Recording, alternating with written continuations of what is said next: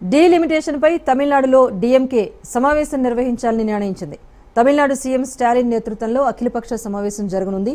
ఈ సమావేశానికి Telangana CM TPCC chief Mahesh Kumar Goud హాజరవుతున్నారు. ఇప్పటికే సీఎం రేవంత్ చెన్నై బయలుదేరి వెళ్లారు. నియోజకవర్గాల పునర్విభజనపై సీఎం రేవంత్ జాతీయ స్థాయిలో అన్ని పార్టీలను ఏకం చేసే పనిలో నిమగ్నమయ్యారు. రాష్ట్ర స్థాయిలో డిప్యూటీ సీఎం భట్టితో నియోజకవర్గాల పునర్విభజనపై కమిటీని ఏర్పాటు చేశారు. కాంగ్రెస్ పార్టీ సీనియర్ నేత జానారెడ్డి ఇందులో సభ్యులుగా ఉన్నారు. డీఎంకే ఏర్పాటు చేసిన అఖిలపక్ష సమావేశానికి కేటీఆర్ కూడా హాజరవుతున్నట్టు సమాచారం.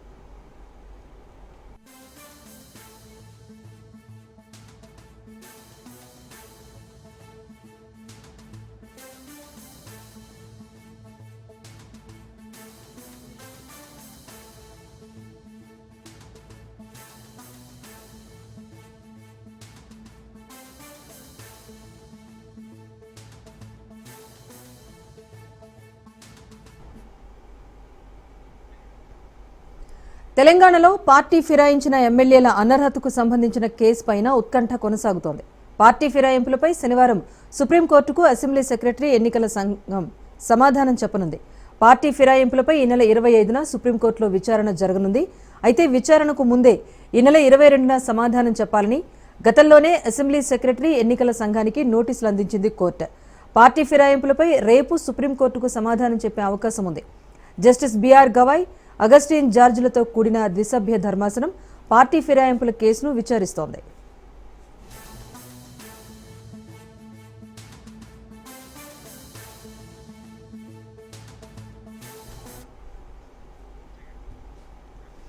సీఎం రేవంత్ తీరుపై మాజీ మంత్రి హరీష్ రావు నిప్పులు చెరిగారు. 15 నెలల పాలనను అసెంబ్లీ వేదికగా ఏకిపారేశారు. సర్కారును నడిపించడంలో పూర్తిగా విఫలమయ్యారంటూ ధ్వజమెత్తారు.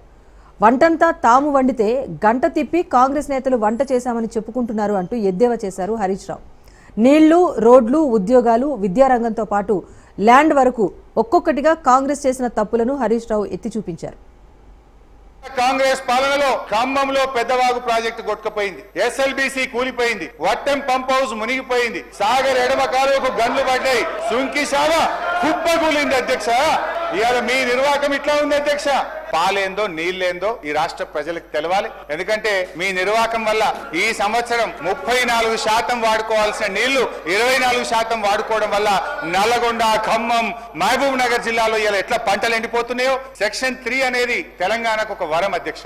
దాన్ని ఇవాళ బీఆర్ఎస్ ప్రభుత్వం సాధించింది. ట్రిబ్యునల్ ముందు వాదనలు జరుగుతా ఉన్నాయి. మీరు మంచి న్యాయవాదులను పెట్టండి, వాదనలు వినిపించండి, తెలంగాణకు న్యాయబద్ధమైనటువంటి వాటా 575 టీఎంసీలు రాబట్టండి అని చెప్పి కోరుతున్నాను అధ్యక్ష.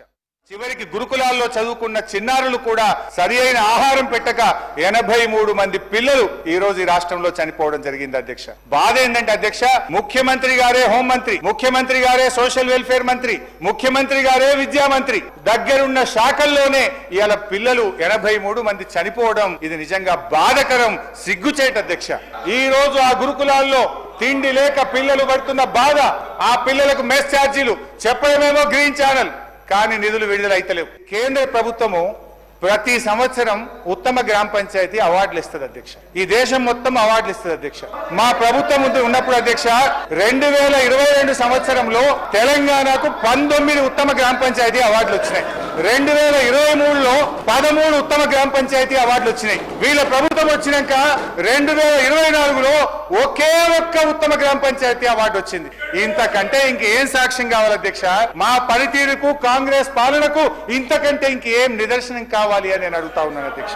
ఎన్నికల ముందు రేవంత్ రెడ్డి గారి నుంచి రాహుల్ గాంధీ దాకా అశోక్ నగర్ కు ప్రదక్షిణ చేశారు అధ్యక్ష. ఇది రాహుల్ గాంధీ గారు ట్వీట్ తెలుగులో పెట్టారు. ఆ రోజు ఏమన్నారు? తెలంగాణలో కాంగ్రెస్ ప్రభుత్వం ఏర్పడిన ఏడాదిలోపే 2 లక్షల నియామకాలను పూర్తి చేసి యువతకిచ్చిన మాట నిలబెట్టుకుంటాం.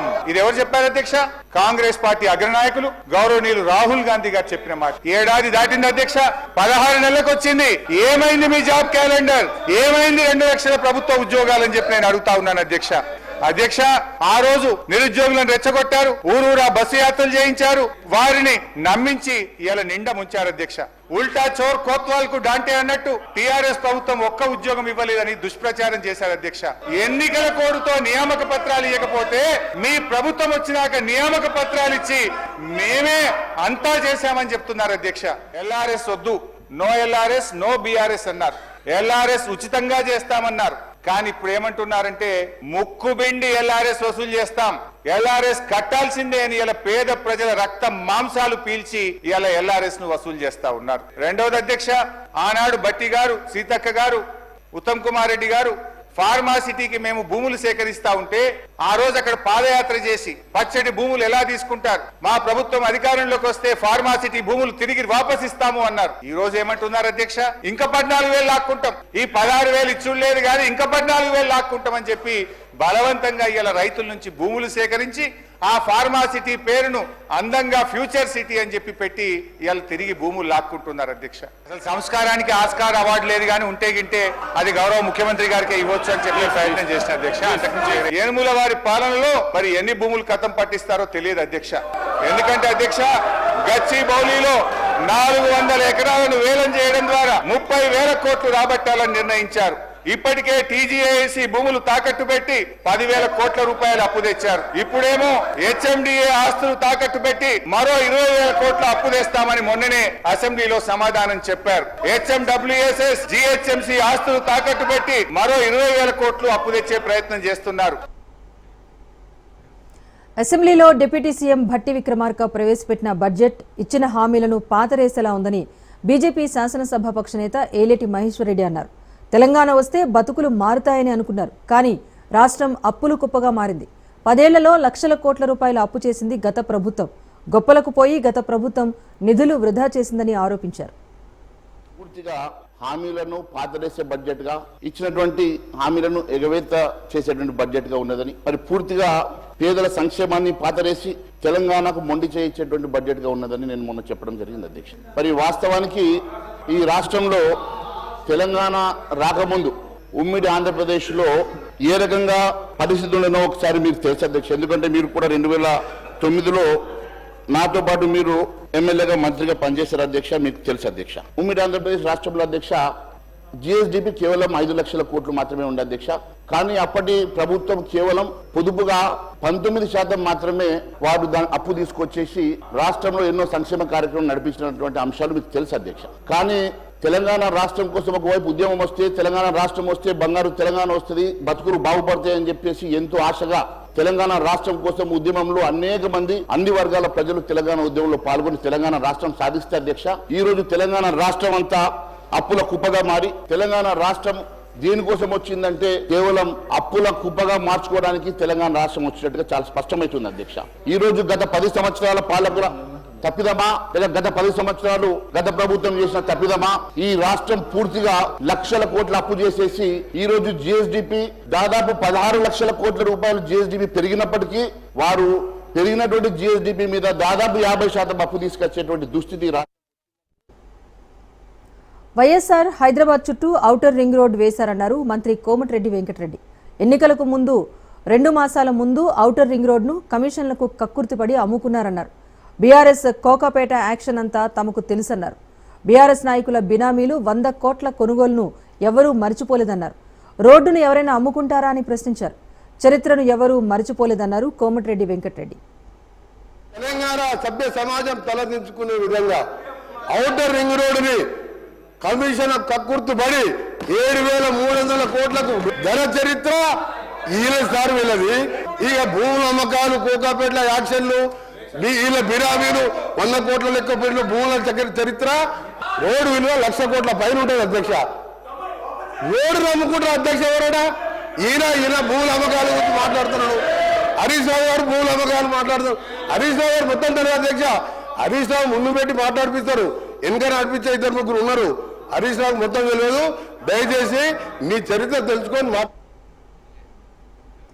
తెలంగాణ శాసన మండలి ఆవరణలో బీఆర్ఎస్ ఎమ్మెల్సీలు వినూత్న నిరసనకు దిగారు. రాష్ట్ర ప్రభుత్వం ప్రవేశపెట్టిన బడ్జెట్పై ఎమ్మెల్సీలు నిరసన వ్యక్తం చేశారు. అప్పులు ఘనం, అభివృద్ధి శూన్యం అంటూ ప్లకార్డులు ప్రదర్శించారు. అప్పులు ఆకాశంలో, అభివృద్ధి పాతాళంలో అంటూ నినాదాలు చేశారు. 1,58,000 కోట్ల అప్పు చేశారు అంటూ ప్లకార్డులు ప్రదర్శించారు. ఎంతమంది మహిళలకు 2,500 రూపాయలు ఇచ్చారని ప్రశ్నించారు. ఎంతమంది వృద్ధులకు 4,000 రూపాయల పింఛన్ ఇచ్చారని నిలదీశారు. ఎంతమంది ఆడపిల్లలకు స్కూటీలు ఇచ్చారు, ఎంతమంది ఆడవాళ్లకు తులం బంగారం ఇచ్చారంటూ బీఆర్ఎస్ ఎమ్మెల్సీలు ప్రశ్నించారు.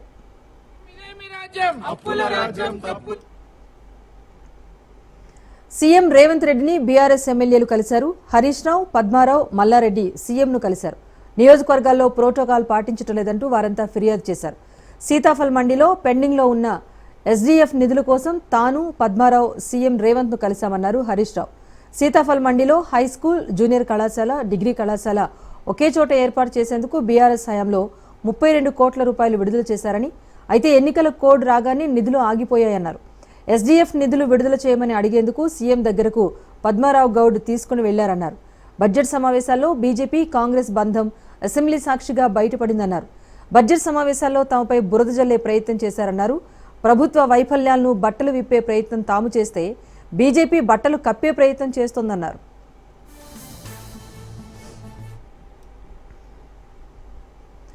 సీఎం చంద్రబాబు మనవడు నారా దేవాన్షు పుట్టినరోజు సందర్భంగా తిరుమలలో పర్యటించారు. స్వామివారికి దర్శనం చేసుకుని మొక్కులు తీర్చుకున్నారు. ప్రత్యేక పూజలు నిర్వహించారు. ఈ సందర్భంగా వేద పండితులు ప్రత్యేక ఆశీర్వచనాలు అందించారు. తిరుమలలో ఒకరోజు అన్నప్రసాదానికి అయ్యే ఖర్చు 44 లక్షల రూపాయలను సీఎం చంద్రబాబు శ్రీ వెంకటేశ్వర అన్నప్రసాదం ట్రస్టుకు విరాళంగా ఇచ్చారు. మా దేవాంశ్ పుట్టినరోజు కూడా మా ఇంటి కులదైవం వెంకటేశ్వర స్వామి ఫ్యామిలీ మెంబర్స్కి రావడం వీలైనంత వరకు, అదే మరిగా ఆయన పుట్టినప్పటి నుంచి కూడా అన్నదానం చేయడం ఒక ఆనవాయితీగా పెట్టుకున్నాం. అన్నదానం అనేది ఎన్టీ రామారావు గారు స్టార్ట్ చేశారు. అక్కడి నుంచి ఇంతవరకు కూడా ఎలాంటి ఇబ్బందులు లేకుండా సవ్యంగా జరుగుతూ ఉంది. నేను ప్రాణదాన కార్యక్రమాన్ని ప్రారంభించాను. దేవుని ఆశీస్సులు తీసుకెళ్తే మానవ సేవ, మాధవ సేవ రెండూ ఉంటాయనే ఉద్దేశంతోనే ఆ కార్యక్రమాన్ని పెట్టాం. 7 కొండలు, ఇది వెంకటేశ్వర స్వామి సొంతం. 7 కొండలు వెంకటేశ్వర స్వామివి అని మనం చెప్తా ఉంటే 7 కొండలు ఆనుకొని ముంతాజ్ హోటల్కి అప్పట్లో పర్మిషన్. జగన్ తన తీరు మార్చుకోకపోతే ఉన్న 11 మంది ఎమ్మెల్యేలు కూడా చేజారిపోయే ప్రమాదం ఉందన్నారు మంత్రి కొల్లు రవీంద్ర. మచిలీపట్నంలో జరిగిన పలు కార్యక్రమాల్లో మంత్రి పాల్గొన్నారు. వైనాట్ 175 అన్న జగన్ను రాష్ట్ర ప్రజలు 11 సీట్లకు పరిమితం చేశారంటూ ఎద్దేవా చేశారు. ఇప్పుడు కూడా అలాగే వ్యవహరిస్తే ఉన్న ఆ 11 మంది కూడా చేజారిపోతారన్న విషయాన్ని జగన్ గుర్తుపెట్టుకోవాలన్నారు.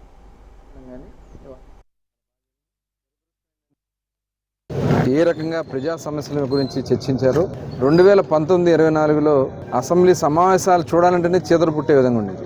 కానీ ఇప్పుడు జరిగినటువంటి ఈ సమావేశాలు చాలా ప్రజలందరూ కూడా హర్షిస్తూ ఉన్నారు. ప్రజా సమస్యల గురించి మాట్లాడుతాం, కానీ ప్రజా సమస్యల మీద అధికార పక్షం కూడా అన్ని విషయాలు మొహమాటం లేకుండా అడిగినటువంటి విధానం కానీ ఇవాళ చాలా బాగా జరిగినాయి. దురదృష్టం ఏంటంటే ఒక అసమర్థమైనటువంటి ఇవాళ జగన్మోహన్ రెడ్డి ఇవాళ నాకు ప్రతిపక్ష హోదా ఇవ్వండి, ప్రతిపక్ష హోదా ఇస్తే వస్తానని చెప్పి మరి మాట్లాడిన విధానం చూస్తే ఇవాళ ఆయన సిగ్గు తెచ్చుకోవాలి. ఇవాళ మీకు ప్రజలు ఇవాళ ప్రతిపక్ష హోదా అనేది మేము ఇచ్చేది కాదు, లేకపోతే ఇంకోటి ఇచ్చేది కాదు. ప్రజలు మీకు కేవలం 11 సీట్లు చాలరా అని చెప్పి మిమ్మల్ని కూర్చోబెట్టారు. మీరు వచ్చి ఆ 11 సీట్లో కూర్చొని మీరు అడగాలి ఏదైనా ఉంటే. దొంగతనంగా వచ్చి సంతకాలు పెట్టడం, వైనాట్ 175 అన్నాడు, 11 కూర్చోబెట్టారు. ఇప్పుడు కూడా ఇదే రకంగా మాట్లాడితే రేపు 0.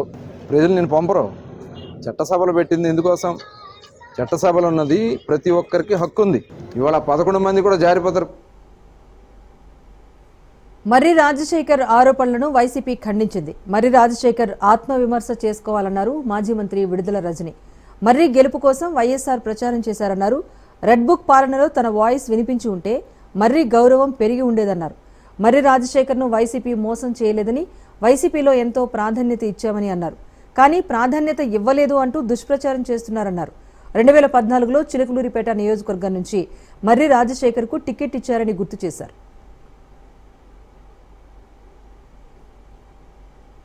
ఇండిపెండెంట్గా నిలబడ్డటువంటి మరి రాజశేఖర్ గారు 2004లో ఎమ్మెల్యేగా గెలిచారు. ఒక్కసారి ఆలోచన చేయండి. పార్టీని, పార్టీ సింబల్ని కాదని ఆ దివంగత నేత వైఎస్ రాజశేఖర్ రెడ్డి గారు మరి రాజశేఖర్ గారికి ఏ విధమైనటువంటి గౌరవాన్ని ఇచ్చారు, ఏ విధంగా మద్దతుగా నిలిచారు, వారు ఎమ్మెల్యేగా అవడానికి కారకులయ్యారు అనేటి విషయాన్ని నేను గుర్తు చేస్తున్నాను. ఆ తర్వాత 2009లో మరి రాజశేఖర్ గారికి ఇక్కడ చిలకలూరుపేట నియోజకవర్గంలో కాంగ్రెస్ పార్టీ తరఫున పోటీ చేసేటువంటి అవకాశం వారికి దక్కింది.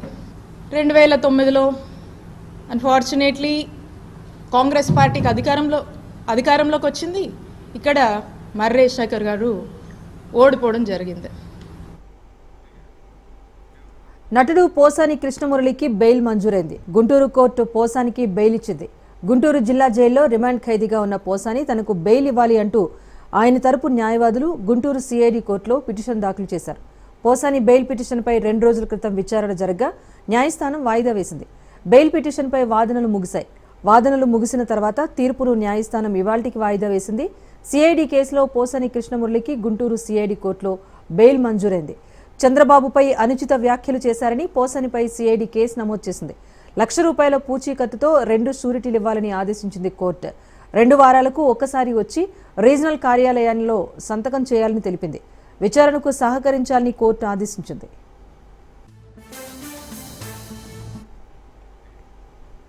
తెలంగాణ హైకోర్టులో యాంకర్ శ్యామల పిటిషన్పై విచారణ జరిగింది. శ్యామలను అరెస్టు చేయొద్దని పోలీసులకు కోర్టు ఆదేశాలు జారీ చేసింది. సోమవారం పోలీసుల విచారణకు హాజరు కావాలని ఆదేశించింది కోర్టు. ఇక విచారణకు సహకరించాలని యాంకర్ శ్యామలను ఆదేశించింది కోర్టు.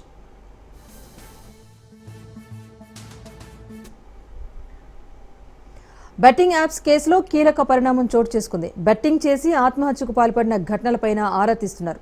ఏడాదిలో బెట్టింగ్ ఊబిలో చిక్కుకొని 15 మంది ఆత్మహత్యలు చేసుకున్నట్టుగా తెలుస్తోంది. తెలంగాణ వ్యాప్తంగా 15 కేసులు నమోదు కాగా ఆత్మహత్యలకు బెట్టింగ్స్ కారణమన్న ఆధారాలు సేకరిస్తున్నారు. ఆయా బెట్టింగ్ యాప్స్ను గుర్తిస్తున్నారు. యాప్స్ నిర్వాహకులు, ప్రమోటర్స్ను పోలీసులు నిందితులుగా చేర్చే అవకాశం ఉన్నట్టు సమాచారం.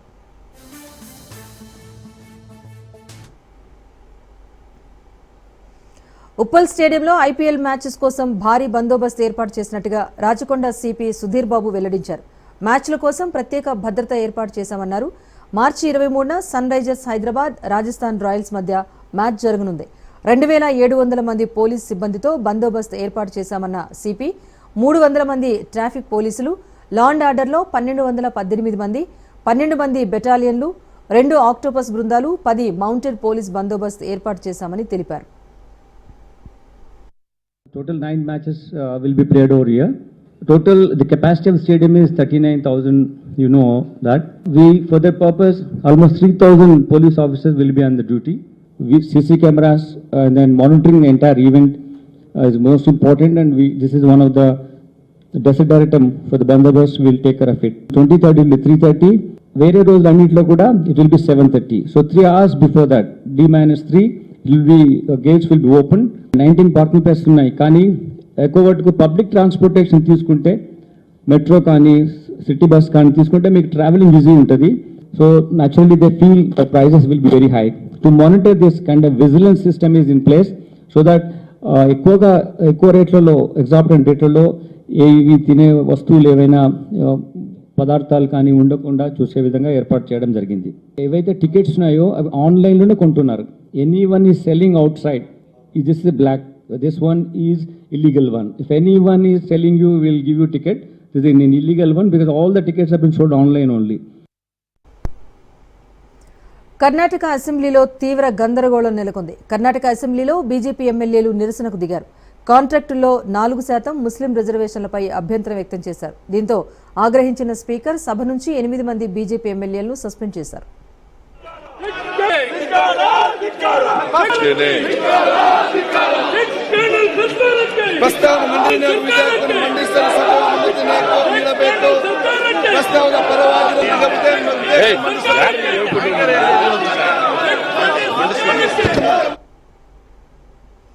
కశ్మీర్లో ఉగ్రదాడులు తగ్గిపోయాయన్నారు కేంద్ర హోంమంత్రి అమిత్ షా. ఉగ్రవాదంపై జీరో టాలరెన్స్ విధానాన్ని అనుసరిస్తున్నామని, దేశంలో శాంతి భద్రతలను కాపాడటం తమ టాప్ ఫోకస్ అని అన్నారు.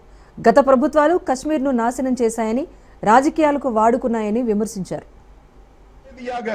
G20 की बैठक में दुनिया भर के डिप्लोमेट्स वहां शांति से गए. कश्मीर की संस्कृति, संगीत, खाना, कश्मीर की खूबसूरती को एंजॉय कर वो अपने अपने देश में वापिस गए. माननीय इस देश में लाल चौक पर तिरंगा फहराने के लिए हम सब भी गए थे. प्रधानमंत्री और हमारे तत्कालीन राष्ट्रीय अध्यक्ष मुरली मनोहर जी के नेतृत्व में कन्याकुमारी से कश्मीर यात्रा निकली थी. यहाँ से बहुत सारे लोग उसमें होंगे. मुझे मालूम है मान्यवर हमें परमिशन नहीं मिल रही थी लाल चौक जाने की. जब जीत किया गया कि हम जाएंगे, जो भी परिणाम आए सेना की रक्षा में वहां जाना पड़ेगा और आनंद फानंद में ध्वजवंदन कर कर वापस आना पड़ा। वो ही लाल चौक पर हर घर तिरंगा में, एक भी घर ऐसा नहीं था जहां तिरंगा। श्रीनगर में फॉर्मूला 4 कार रेसिंग हुआ, वही लाल चौक पर कृष्ण जन्माष्टमी का महोत्सव रंग चंग के साथ मनाया गया। ఢిల్లీ హైకోర్టు న్యాయమూర్తి జస్టిస్ యశ్వంత్ వర్మ ఇంట నోట్ల కట్టలు బయటపడటం చర్చనీయాంశంగా మారింది. కరెన్సీకి సరైన లెక్కలు కూడా లేవని సమాచారం. దీంతో ఆయన్ను సుప్రీంకోర్టు కలోజియం ఏకాభిప్రాయంతో బదిలీ కింద అలహాబాద్ హైకోర్టుకు పంపించింది. అయితే chief justice of India Sanjiv Khanna ఈ వ్యవహారాన్ని తీవ్రంగా పరిగణిస్తున్నారు. 3 జడ్జెస్తో కూడిన దర్యాప్తు కమిటీ ఏర్పాటు చేశారు. మరోవైపు జస్టిస్ యశ్వంత్ వర్మ వ్యవహారంపై రాజ్యసభలో చర్చ జరిగింది. న్యాయమూర్తులకు జవాబుదారీతనం ఉండాలని, సభలో ఈ విషయంపై చర్చ జరగాలన్నారు కాంగ్రెస్ నేత జయరాం రమేష్. అందరితో చర్చించి నిర్ణయం తీసుకుంటానని రాజ్యసభ చైర్మన్ ధన్ఖడ్ తెలిపారు.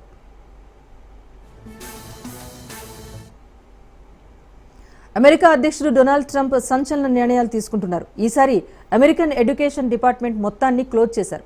ఈ మేరకు విద్యాశాఖను డిస్మాంటిల్ చేసేందుకు ఎగ్జిక్యూటివ్ ఆర్డర్స్ పైన ఆయన సంతకం చేశారు.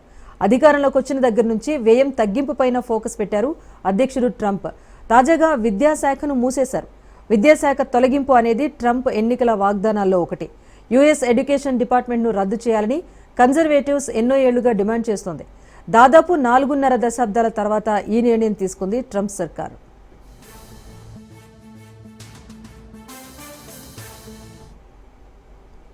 కొడితే హీరోలు, లేకపోతే జీరోలు. అటు సిక్సర్ల మోత, ఇటు వికెట్ల జాతర.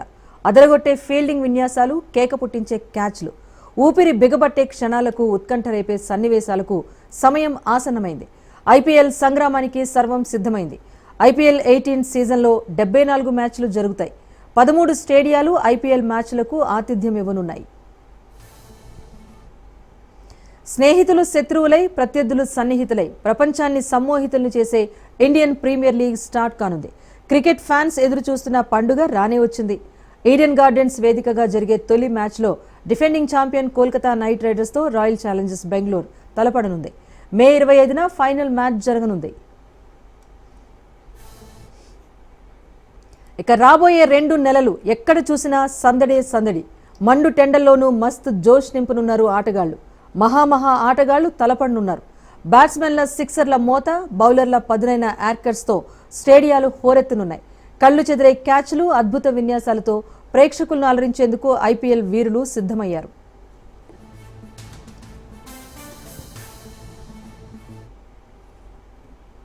స్టాక్ మార్కెట్లలో బుల్ జోష్ కొనసాగుతోంది. వరుసగా 5వ రోజు సూచీలు లాభాల్లో కొనసాగాయి.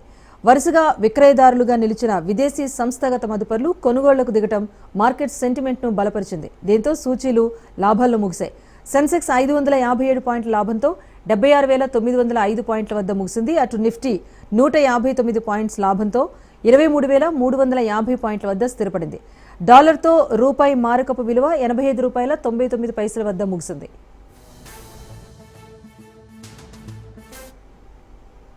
ఇది prime time update. Keep watching Raj news.